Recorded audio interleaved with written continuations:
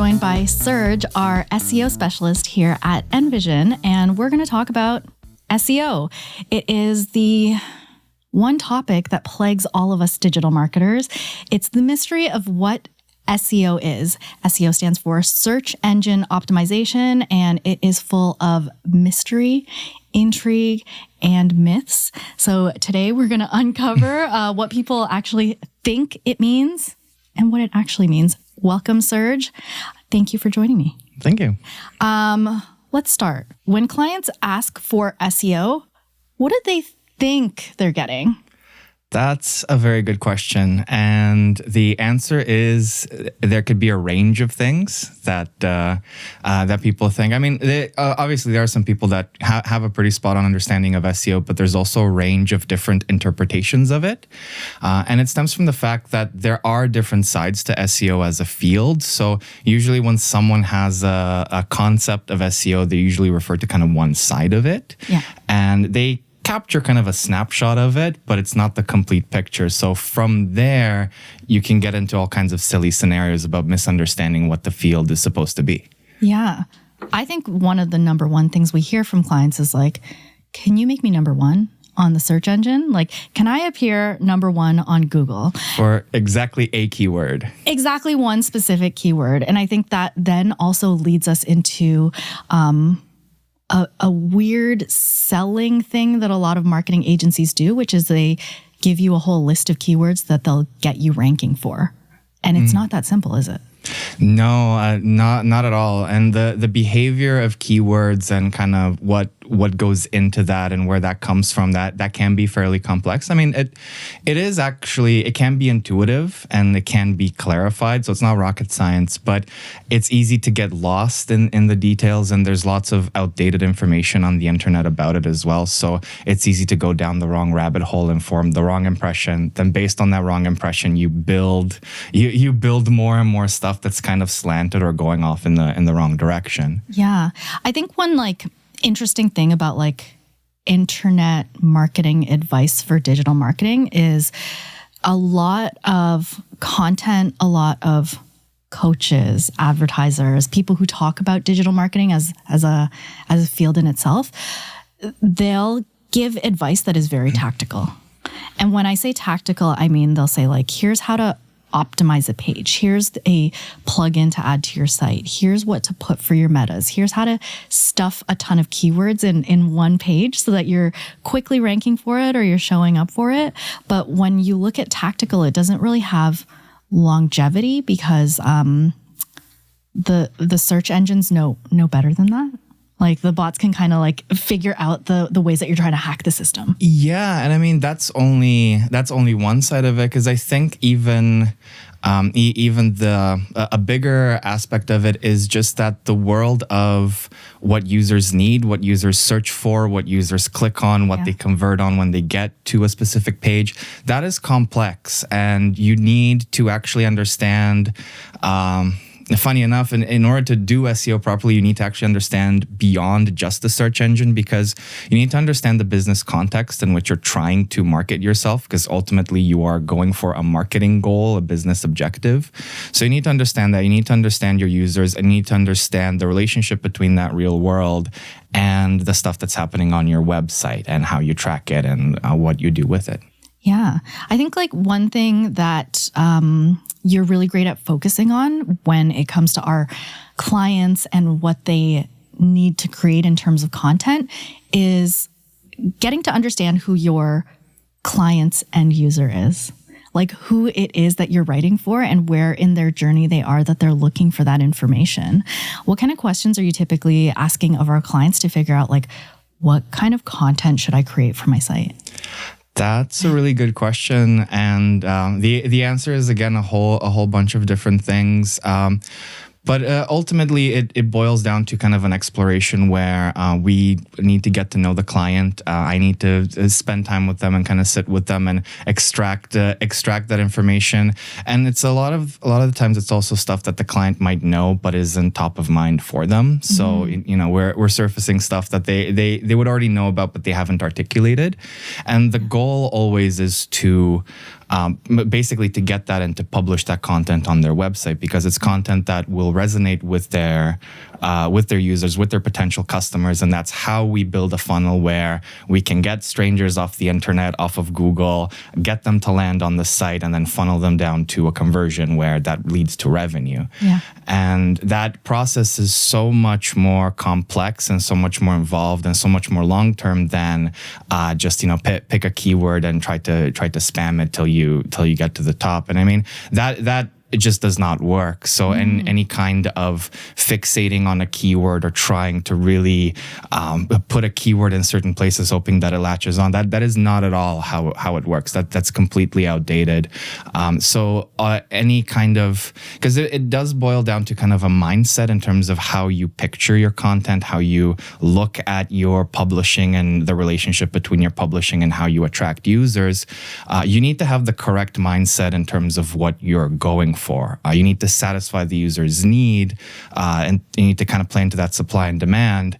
And it's not so much about, did I stuff this keyword enough times into enough headings, and is it supposed to be H2 or H3? And those details just don't matter. Yeah, it's getting too much into the overly technical, right? And I think very often when we get past that first question with like a new client that says, I want to rank number one for, just say it's their industry term. Like, I want to rank number one for dentist. Near me. First of all, there's like all the competitors regionally near you. There's, what kind of dentistry do you do? Like, who are you for specifically? Getting to that longer tail keyword is like that tricky part, isn't it? Like getting to understand the client and like who it is that they're serving. For sure. Yeah. And a pitfall that I see a lot of people kind of get stuck on is, and going back again to there being kind of multiple sides of SEO, SEO, there's a different kind of SEO that you do for web development. Right. And that SEO is different than the SEO you do ongoing as a marketing channel. And I mean, it is the same stuff. It falls on the same principles. It follows the same rules, but you're kind of in a different area of the pool. If SEO is a pool, you're on different sides of it, and the objectives that you have in each side are different, and the things that you pursue and do and care about at each stage are different. So a lot of people kind of mix up the ongoing marketing type of SEO, which is content publishing. So publishing content on your website is what attracts traffic, and it is how you get users. But that process gets mixed up a lot with things that you would do when you set up a website.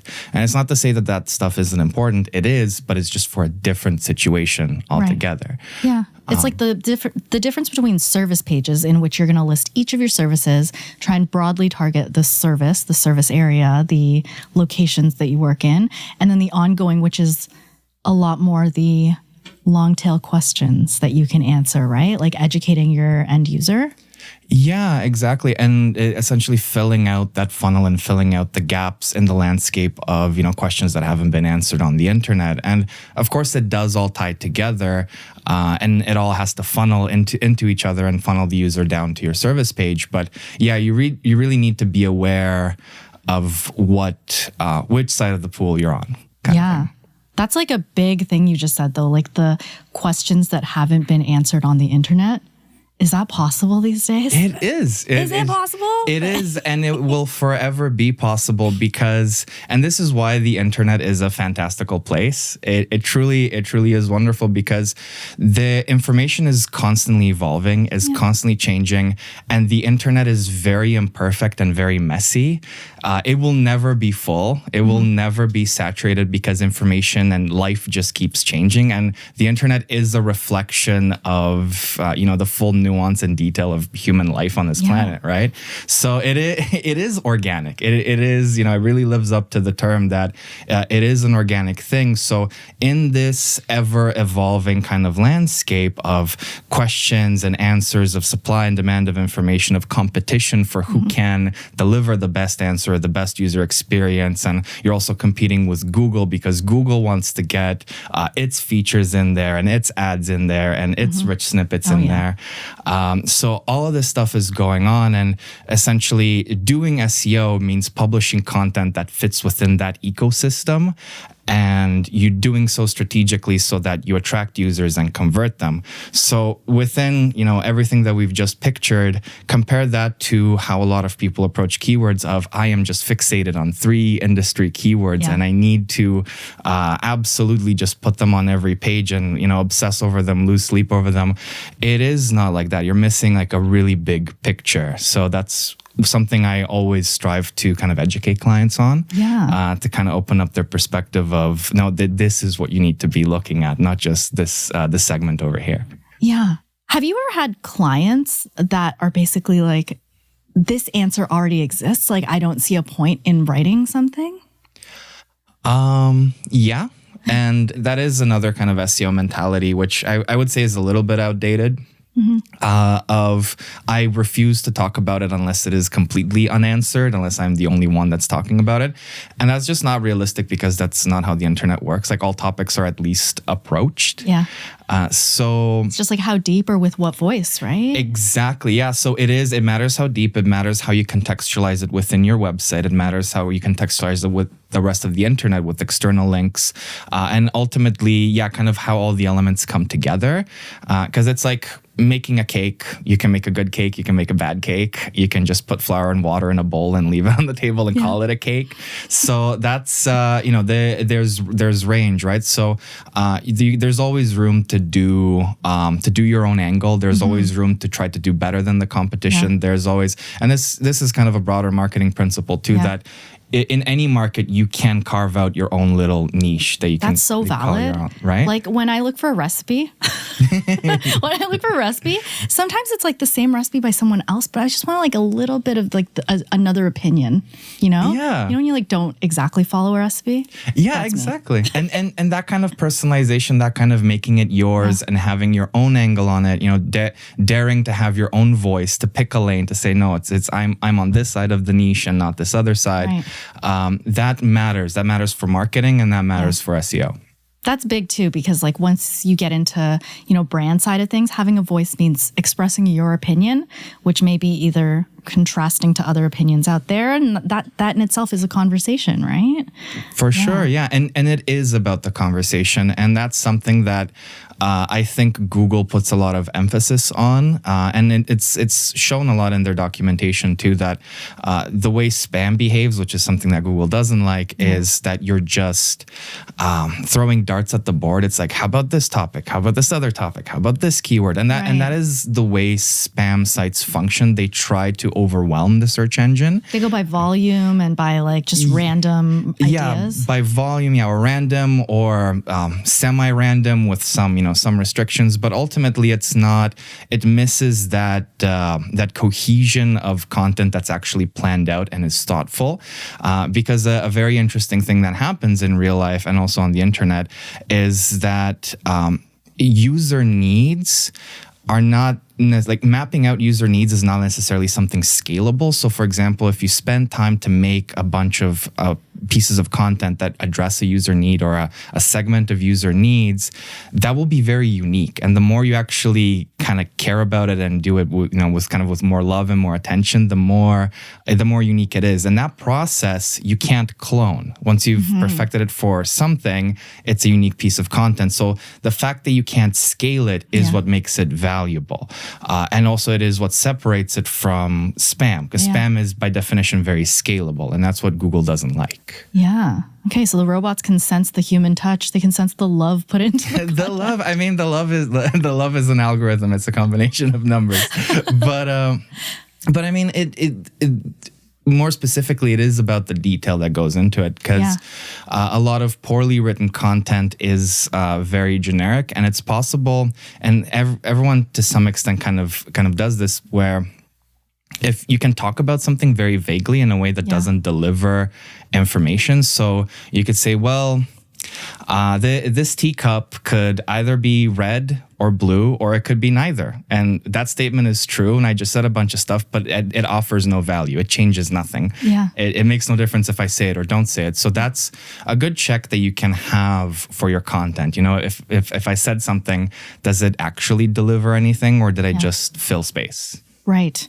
I promise you I wouldn't. Before this, I promised Serge I would not utter the words AI. We went there. But that it's valid that like if something is written by a robot, they are going to put out these statements that are just kind of like no value in a sentence. Like sometimes you read things and you're like, yeah, that sentence is in there, but it doesn't add literally anything. It's like adding length to it. You know, when you like have to meet a word count. Yeah, and you're just, and again, you're like a stuffing or filling in one way or another. And yeah, and not not to diss AI. I think it is very, very valuable for SEO, and there's lots that we could talk about that.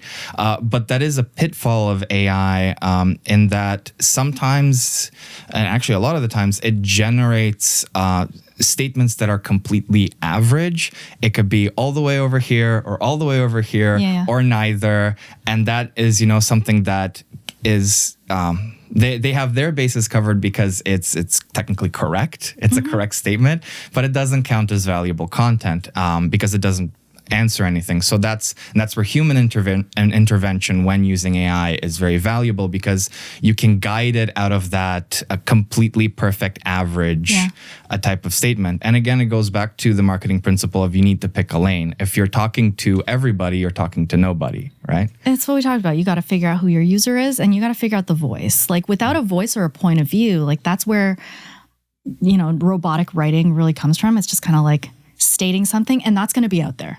Like that's going to exist, right? Yeah. I think in terms of outdated methods, what are some things that you think are just like completely a waste of time in SEO these days? Okay. If you don't have an answer, I can. Yeah. I'm just trying to think. It's not that anything. I think the kind of biggest pitfall is not even necessarily that certain tactics are a waste of time. It's just that they're misused or used out of context, and just kind of, and again, just having kind of like a fragment of the full picture and operating based on that it leads to poor results or to no results, right? Yeah. So it's not even so much about the SEO tactic that you use. It's something I wish people would do more is tie their SEO to a business outcome and go through the mental exercise of meditating on why the SEO that they're doing is supposed to actually work on their business. Because I feel a lot of people, they have their business and then they have their SEO, and they know that they do SEO for their business, but the SEO is done in a vacuum where they just load up on all the to-dos and all the hacks. I just need traffic. I need hits. I need whatever. I need the hits. Yeah. And hit counter. The hit counter.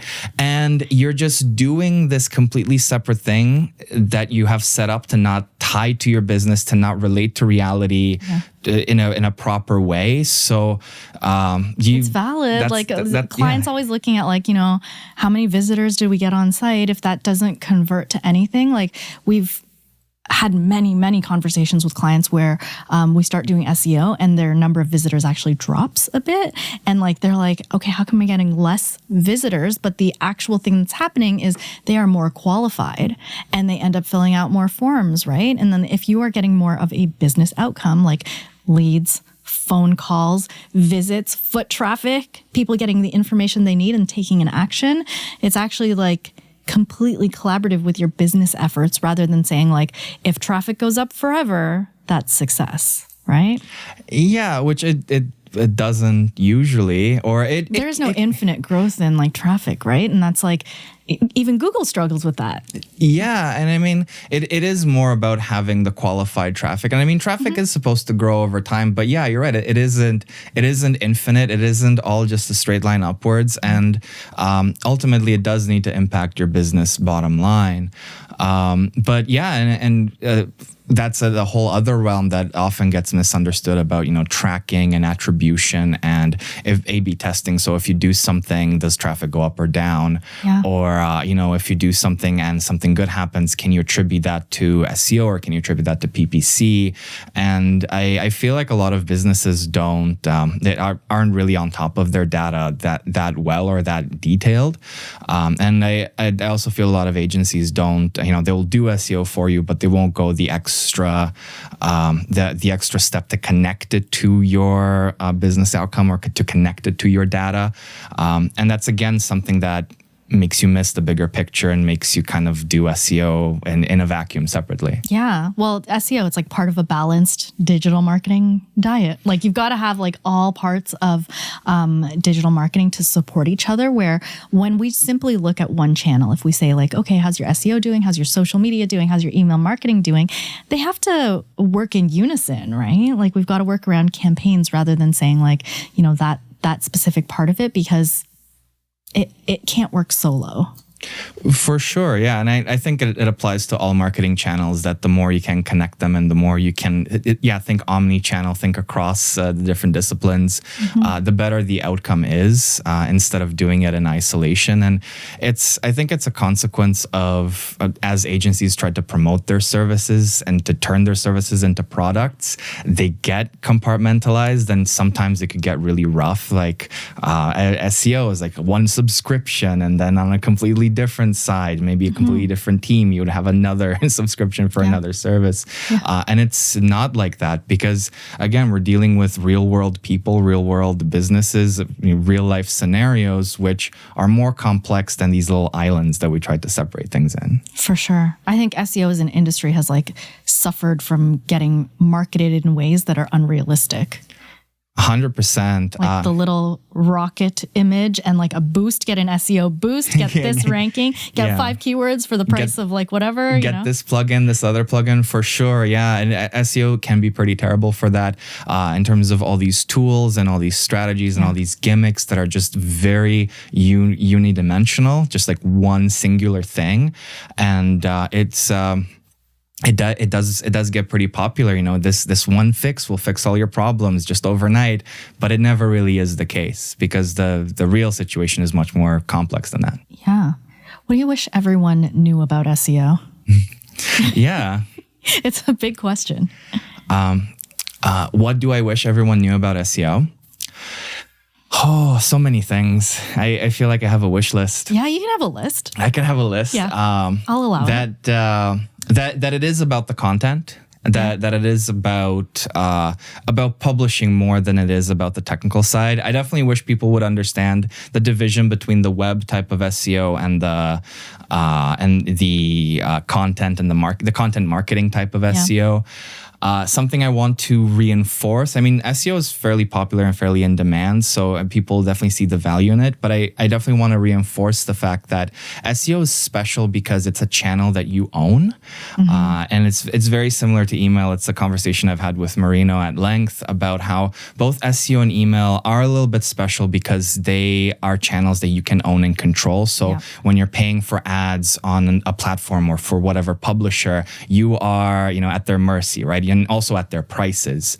When you distribute your stuff on social media, that's great, and you can get pretty immediate engagement. But again, you're on someone else's channel, right? So you always have to play by their rules, pay their prices, and so on. So SEO is your little corner of the internet that you can carve out, and if you do it right, it can actually be a very valuable asset, and it could be very valuable to have, and it feeds into all of your other marketing campaigns, right? Because the content that you publish becomes funnels for your ads, is stuff that you can distribute on social, is stuff that you can distribute on email, and it's just the kind of gift that keeps on giving, which is why you really need to be strategic about it. You need to be open-minded about it, and you need to be persistent and patient. There is no overnight with something that's this involved and this valuable in the end. There's no way that can come cheap, no way that can come quick, no way you're not going to have to work for it. But it's very worth it in the end. Yeah, because it has the longevity, and that's the hard thing to express, that persistence, that patience. Clients are always like, why am I not ranking yet for all these words, right? Yeah, but something I like to tell people, and it's a very kind of eye-opening way to look at SEO, is that clicks on Google are not cheap. If you look at, PPC prices for a range of keywords, and you can do this for you even for organic keywords, see what they would cost if you were to pay for them. It isn't cheap because people on Google knows how to filter users. Users on Google are very intentful. Users trust Google and treat it like it is the internet. So when a user is searching for something on Google and lands on your page, that's a big deal. That's valuable. That's not just traffic passing by. Yeah. So even though it can be easy to dismiss, but it's so much more than that. So this traffic, if you're getting it organically, it's free clicks, and those clicks cost money. It is essentially equivalent to a revenue stream, and you can monetize it. You can take the PPC values and attribute it to your SEO traffic, and of course, you can refine it so that it reflects the intent, the position it is in the funnel, and so on. There's lots of cool math you can do with it, but ultimately, you could use those prices to create a benchmark and monetize how much your organic traffic is worth. And if you do the math, it's actually very valuable. It's a lot of money, even though it's just getting into influencer stuff, media influencer. Yeah. But it's true. And I think, and again, going back to my wish list of something that I wish more people knew about SEO is what the true kind of value and potential it is in there, in your search console. And especially how that when that traffic comes in, the keywords again won't be the 3 or 5 keywords that you might be fixating on, or that someone might tell you that you should be fixating on. It'll be all kinds of varieties of different questions and sub varieties, different angles or sub angles of the keyword, and that's fine, because you're filling out the gaps in the funnel of the internet of questions that have not been answered, and you're bringing those users to your site. Absolutely. What I'm hearing is that there's so much value in content. There's no use in just putting more noise out there. Being really, really strategic about what you're saying is so, so important for attracting the right audience. And that, end of the day, all we said was content is still king. Always is. Absolutely. Thank you so much for joining me today, Serg, for all your insights on SEO and for leaving us with lots of ideas to think about. And that's it. Bye.